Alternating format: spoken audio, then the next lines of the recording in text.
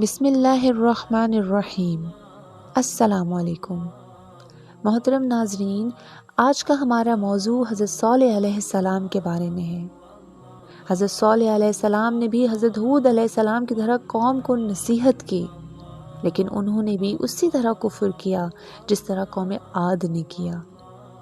حضرت صالح علیہ السلام نے اپنی قوم کو ڈرایا اور دھمکایا، اس پر وہ مقابلے پر اتر آئے اور کہنے لگ گئے کہ اگر تو صحیح ہے تو معجزہ لے آ، لیکن وہ معجزہ ہماری مرضی کے مطابق ہو۔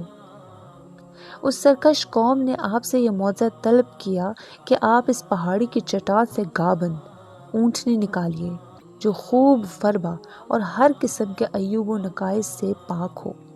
چنانچہ آپ نے چٹان کی طرف اشارہ فرمایا اور وہ فوراً ہی پھٹ گئی، اور اس میں سے ایک نہایت ہی خوبصورت اور تندرست اور خوب بلند اقامت اونٹنی نکل آئی، اور اس سے نکل کر ایک بچہ بھی جنا، اور یہ اپنے بچے کے ساتھ میدانوں میں چلنے پھرنے لگی۔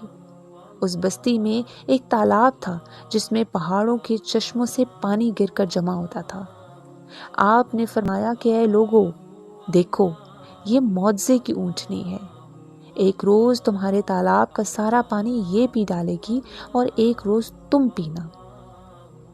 پھر آپ نے قوم سمود کے سامنے یہ تقریر فرمائی کہ اے میری قوم، اللہ کو پوجو، اس کی عبادت کرو، اس کے سوا کوئی معبود نہیں، بے شک تمہارے پاس تمہارے رب کی طرف سے روشن دلیل آئی ہے۔ یہ اللہ کا نوکہ ہے، تمہارے لیے نشانی ہے، تو اسے چھوڑ دو کہ اللہ کی زمین میں کھائے، اور اسے برائی سے ہاتھ نہ لگاؤ کہ تمہارے لیے دردناک عذاب آئے گا۔ چند دن تو قوم سمود نے اس تکلیف کو برداشت کیا، کیونکہ ایک دن اس کو پانی نہیں ملتا تھا، کیونکہ اس دن تالاب کا سارا پانی اونٹنی پی جاتی تھی۔ اس لیے ان لوگوں نے طے کر لیا کہ اس اونٹنی کو قتل کر ڈالیں گے۔ چنانچہ اس قوم نے غدار بن سالف، جو سرخ رنگ کا بھوری آنکھوں والا اور پستہ قد آدمی تھا اور ایک زناکار عورت کا لڑکا تھا، جو ساری قوم کے حکم پہ اس اونٹنی کو قتل کرنے کے لیے تیار ہو گیا۔ حضرت صالح علیہ السلام نے منائی کرتے رہے، لیکن غدار بن سالف نے پہلے تو اونٹنی کے چاروں پاؤں کو کاٹا اور پھر اس کو ذبح کر دیا۔ پھر انتہائی سرکشی کے ساتھ حضرت صالح علیہ السلام سے بے ادبانہ گفتگو کرنے لگا۔ چنانچہ خداوند قدوس کا ارشاد ہے کہ پس ناحقہ کی مونچھیں کاٹ دیں اور اپنے رب کے حکم سے سرکشی کی، اور بولے اے صالح، ہم پر لے آؤ جسے تم وعدہ دے رہے ہو، اگر تم رسول ہو۔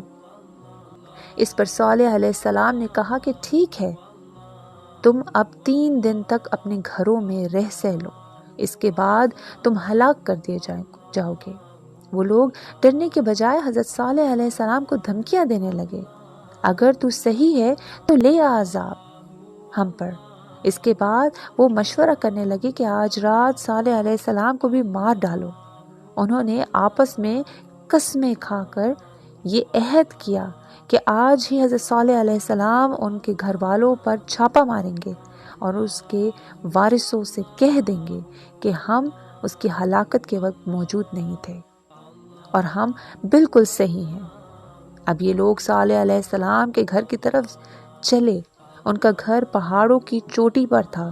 جب وہ لوگ پہاڑ پر چڑھ رہے تھے تو زمین نے ہچکولے کھانے شروع کر دیے۔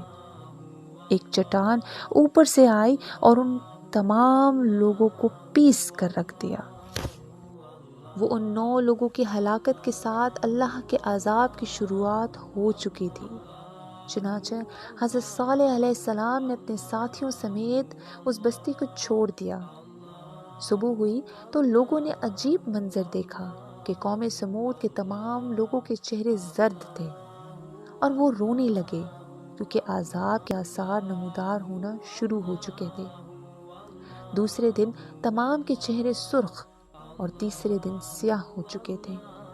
یہ منظر دیکھ کر سب چیخ کر پکارنے لگے اور اپنی قبریں کھودنے لگے، اور انہیں یقین تھا کہ عذاب کا وعدہ برحق تھا۔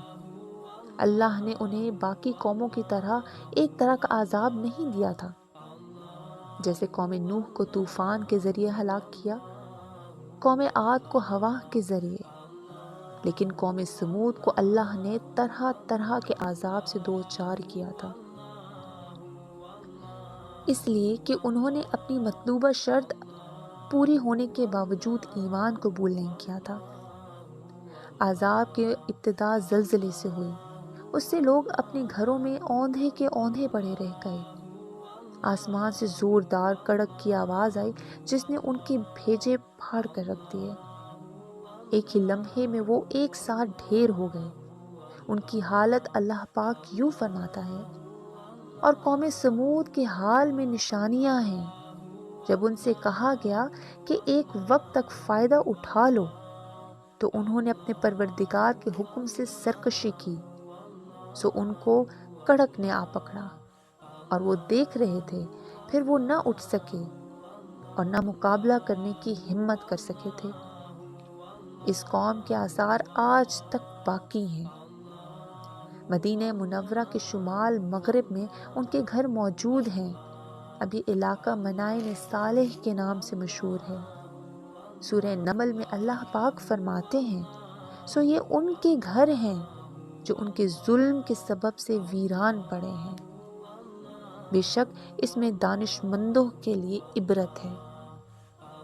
اللہ نے نشانی کے طور پہ ان کے گھروں کو باقی رکھا تاکہ آنے والوں کے دلوں میں کسی قسم کا شک نہ رہے۔